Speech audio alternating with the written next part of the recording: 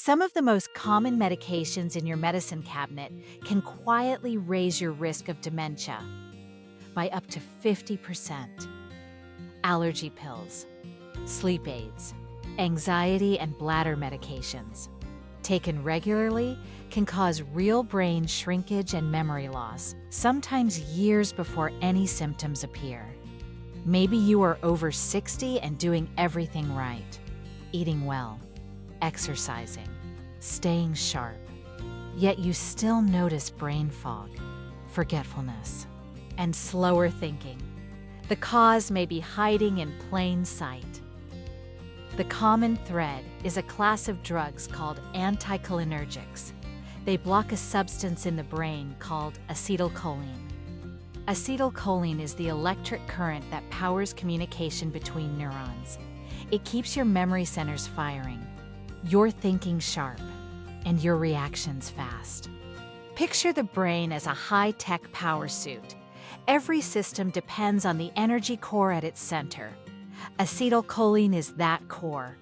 Block it, even partially, and the systems glitch. The targeting gets fuzzy, and the processing slows. And the longer that core stays suppressed, the more permanent the degradation becomes.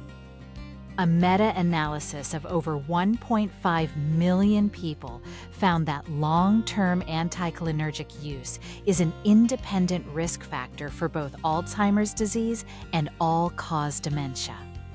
Brain imaging studies in JAMA Neurology showed real brain shrinkage and reduced metabolism in memory centers like the hippocampus. This is a physical change to brain tissue, not just brain fog. A review of 21 trials found that regular anticholinergic use for just 3 months increased dementia risk by 46 to 50%. With age, your natural acetylcholine levels already decline. Adding a drug that blocks what remains is like flooring the accelerator on brain aging. The people most at risk are adults over 60.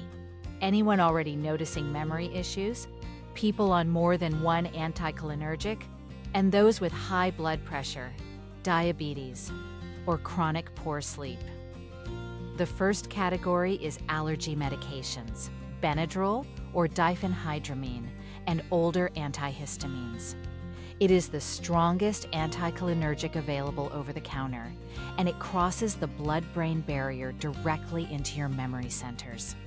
Safer alternatives are second-generation antihistamines like Claritin, Zyrtec, and Allegra, plus nasal sprays like Flonase and saline rinses. Rotate every 3 months to prevent tolerance. The second category is over-the-counter sleep aids, ZZ Quill, Tylenol PM, and Unisum. They use the same compound as Benadryl, blocking acetylcholine every night you take them.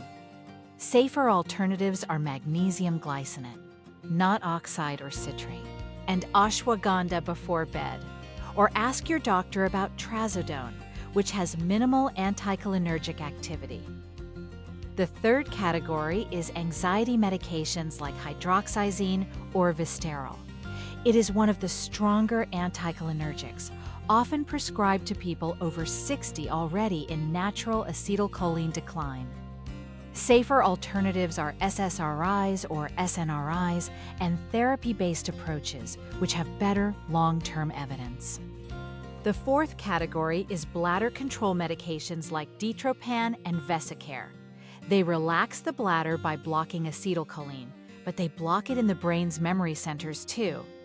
New confusion or forgetfulness can appear within weeks to months. A safer alternative is mirabegron, brand name Myrbetriq, which works through a different mechanism and carries no anticholinergic risk. The fifth category is IBS and gut spasm medications like Bentyl.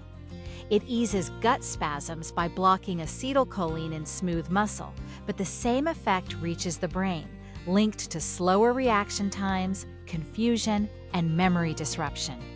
Safer alternatives are peppermint oil capsules and a low FODMAP diet, which addresses the root cause of many IBS symptoms. The sixth category is motion sickness medications like scopolamine and Dramamine. These are very potent.